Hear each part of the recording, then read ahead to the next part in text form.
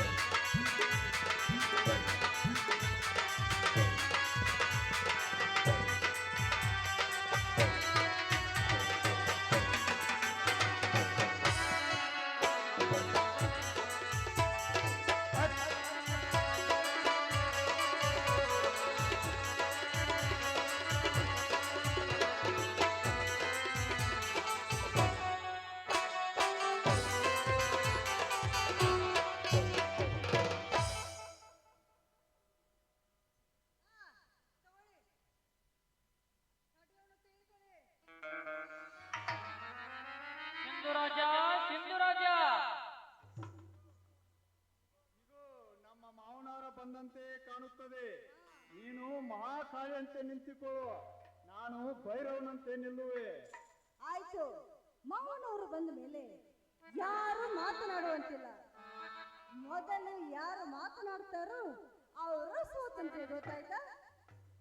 ಒಪ್ಪಿದೆ.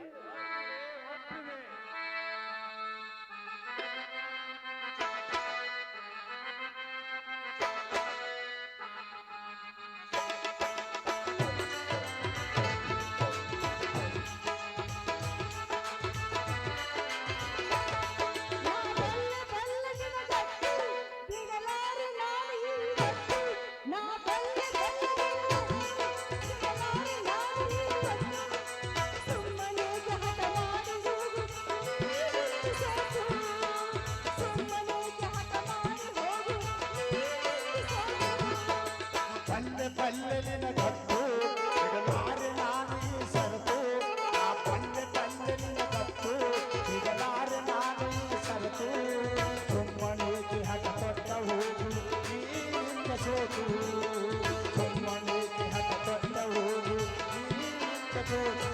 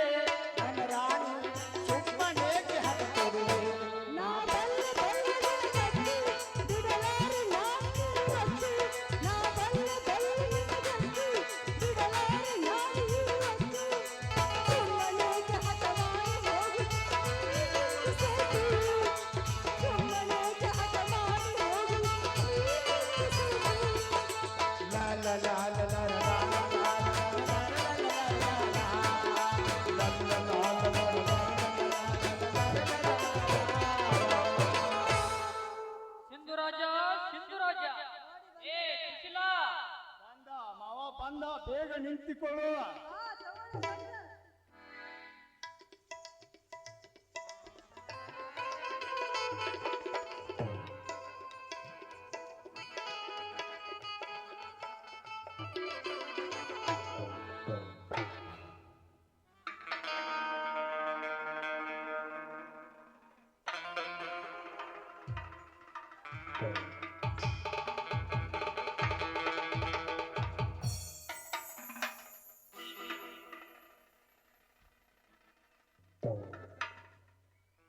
ಇವರೇನು ವಿನೋದದಿಂದ ನಿಂತಿರುವರು ಅಥವಾ ಭೂತಬಾಧೆಯಿಂದ ಪೀಡಿತರಾಗಿರುವರು?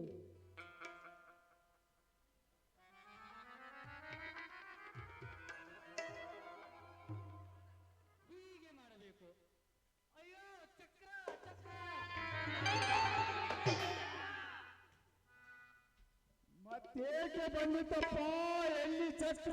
ಬಿದ್ದೆ ಬಿದ್ದೆ. ಅಯ್ಯೋ ಮಾವ.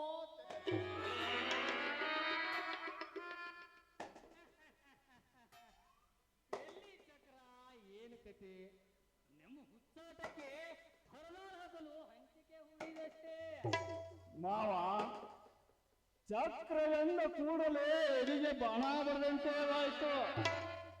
ನೀವು ಇಲ್ಲೇ ವಿನೋದದಿಂದ ಕಾಲ ಕಳೆದರೆ ಅಲ್ಲಿ ಕೌರವೇಶ್ವರನ ಬುದ್ಧಿಯನ್ನು ಕಟ್ಟುವವರಾರು? ಸಮಾರಂಭಕ್ಕೆ ಹರದಾಳನ್ನು ಹಾಕಿಸುವವರಾರು? ನಾನಿರುವುದಲ್ಲ ಚಿರತಿ, ಸಾವಿರ ಬಂಟರ ವೆಂಕಟಪತಿ. ಅಂತ ಹೀಗೆ ಕಾಲಹರಣ ಮಾಡುತ್ತೇನೇನೋ? ಕಾಲವರ್ಣವಲ್ಲ ಮಾವ, ಮುಂದಾಗುವ ಮಹಾಯುದ್ಧದಲ್ಲಿ ಕಲ್ಪನೆಯು ವಿಕಲ್ಪ ಸಮಾಧಿ ಉಂಟಾಯಿತು. ಹೀಗೋ? ಈ ಮೊಮ್ಮಗ ಒಳಗ ನಕ್ಕ ಮಂದಿಗೆ ಮಪ್ಪು ಹಾಕುವ ಮೋಸವಿರುತ್ತದೆ. ವಿಚಾರವೇನು? ವಿಚಾರವೇನೂ ಇಲ್ಲ ಮಾವ, ಆದರೆ ಮುಂದಿನ ಮಹಾಯುದ್ಧದಲ್ಲಿ ಮಾವ ನಾವಿರುವರು ಮುತ್ಸತಿಗಳೇ ಆಗೇ ಉಳಿಯೋಣ. ಅಂದ್ರೇ ನಮ್ಮ ತಲೆಗಳು ಉಳಿಯುವ. ತಲೆ ಖರ್ಚು ಮಾಡ ತಲೆ ಉಳಿಸಿಕೊಳ್ಳುವ ಶ್ರೇಷ್ಠ ಮಾರ್ಗವೇ ಮುತ್ಸದಿತನ. ಸಾಕು ಮಾಡಿ ನಿಮ್ಮ ಮಾತನ್ನು.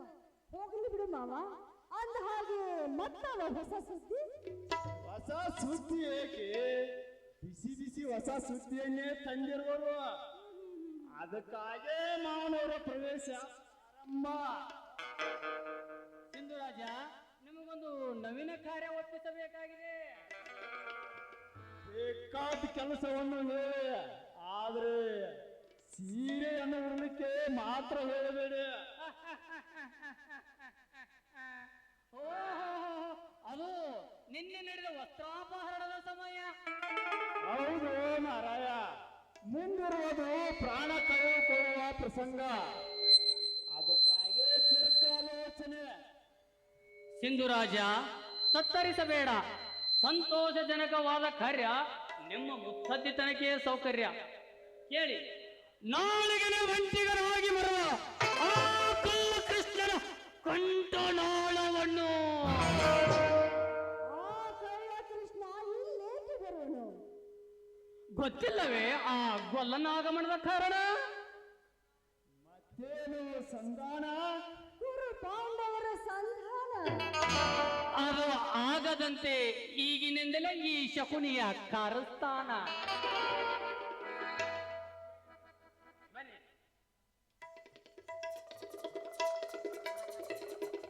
ನೀವಿರುವರು ಕೂಡಿ ಆ ಕಳ್ಳ ಕೃಷ್ಣನ ಹೊಟ್ಟೆಯಲ್ಲಿ ಹಾಲಾಹಲವನ್ನು ಹಂಚಿಕೆಯಿಂದ ಹಾಕಲಿಕ್ಕೆ ತಪ್ಪಬಾರದು.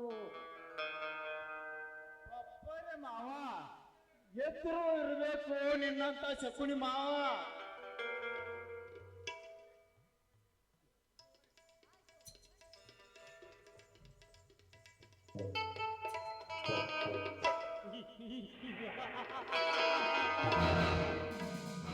ಹಾರೈಸುವ ಆತ್ಮೆಯನ್ನು ಅಂಧಕಾರದ ಅಡವಿಯಲ್ಲಿಟ್ಟು ಅರಾಜಕತೆಯ ಆಳಿಕೆಯಲ್ಲಿ ಆಳುತ್ತಿರುವ ಅರಸನೇ ಕೇಳು.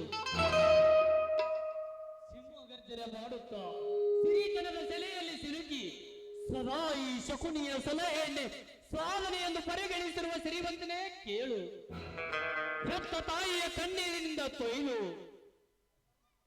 ಹಿರಿಯರ ರಕ್ತದಿಂದ ಕಲುಷಿತವಾಗಿ, ಪುತ್ರ ಶೋಕದಿಂದ ನಿನ್ನನ್ನು ನರಳುವಂತೆ ಮಾಡಿ, ನರಕದಲ್ಲಿ ನಿನ್ನನ್ನು ವಿರಾಜಮಾನವನನ್ನಾಗಿ ಮಾಡುವೆ. ಅಲ್ಲಿಯವರೆಗೆ ಈ ಶಕುನಿಯ ಮನಸ್ಸಿಗೆ ಶಾಂತಿಯಲ್ಲಿ, ನೆಮ್ಮದಿಯಲ್ಲಿ. ಅದಕ್ಕಾಗಿ ಶ್ರೀಕೃಷ್ಣ ಸ್ವಾಗತ ಸಮಾರಂಭಕ್ಕೆ ಹರದಾರವನ್ನು ಹಾಕಿಸಿ ಮಹಾಯುದ್ಧದ ಪೂರ್ವ ಪೀಠಿಕೆಯ ರಂಗಸ್ಥಳವನ್ನೇ ನಿರ್ಮಿಸುವೆ. ಕುಮಾರರನ್ನು ಕಾಲನ ಕೈಯಲ್ಲಿ ಕೊಟ್ಟು ಕೌರವಾಂಗನೆಯರ ಕಣ್ಣೀರಿನಲ್ಲಿ ಸ್ನಾನ ಮಾಡಿ, ಕೌರವರ ರಕ್ತ ಮಾಂಸಗಳಿಂದ ನನ್ನ ಸ್ವರ್ಗಸ್ಥ ಬಂಧುಗಳಿಗೆ ಪಿಂಡದಾನ ಮಾಡುವೆ. ದುರ್ಯೋಧನ, ಮಸನವಾದ ನನ್ನೆದೆಯಲ್ಲಿ ಮೋಹ ಮಮತೆಗಳೆಲ್ಲವನ್ನು ಸುಟ್ಟು ಭಸ್ಮ ಮಾಡಿದ್ದೇನೇನೋ. ಈ ಶಕುನಿ ಹೊತ್ತಿಸಿರುವ ಕುರುಕ್ಷೇತ್ರವೆಂಬ ರಣಕುಂಡದಲ್ಲಿ ಬಲಿಯಾಗುವ ನರಕುರಿ ನೀನು. ನಿನ್ನ ಮರಣಕ್ಕೆ ಸಾಕ್ಷಿಯಾಗುವುದು ಭರತ ಭೂಮಿಯ ಕುರುಕ್ಷೇತ್ರದ ಈ ನೆಲ, ವೈಶಂಪಾಯನ ಸರೋವರದ ಸರಸಿಯ ಜಲ.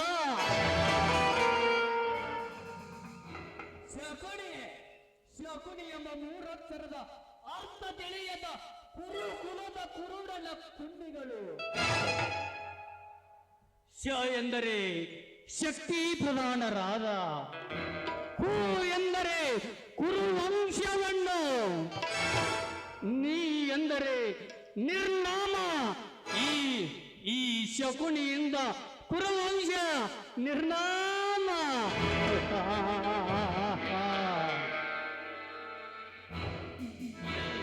ಶಕುನಿ ಎಂಬ ಮೂರಕ್ಷರ ಭಾರತದಲ್ಲಿ ಅಚ್ಚಳೆಯದೇ ಉಳಿವೆ. ಅಧಿಕಾರವಿದೆ ಎಂದು ಪಟ್ಟಿ ಮೆರೆಯುವೇನು ಮೂಢ. ಎಷ್ಟು ಇದೆ ನಿನ್ನ ಅಧಿಕಾರ?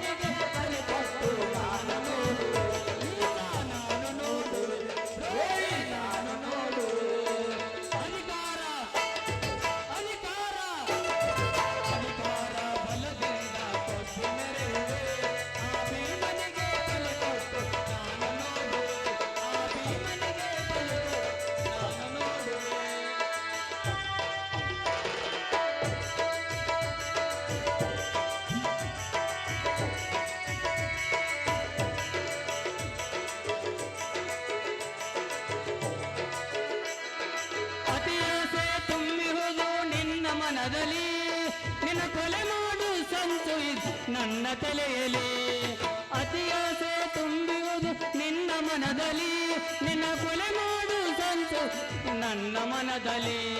ದರೆಯಾಳು ಆಸೆ ಇದೆ ನಿನ್ನ ಮನದಲ್ಲಿ, ದರೆಯಾಳು ಆಸೆ ಇದೆ ನಿನ್ನ ಮನದಲ್ಲಿ.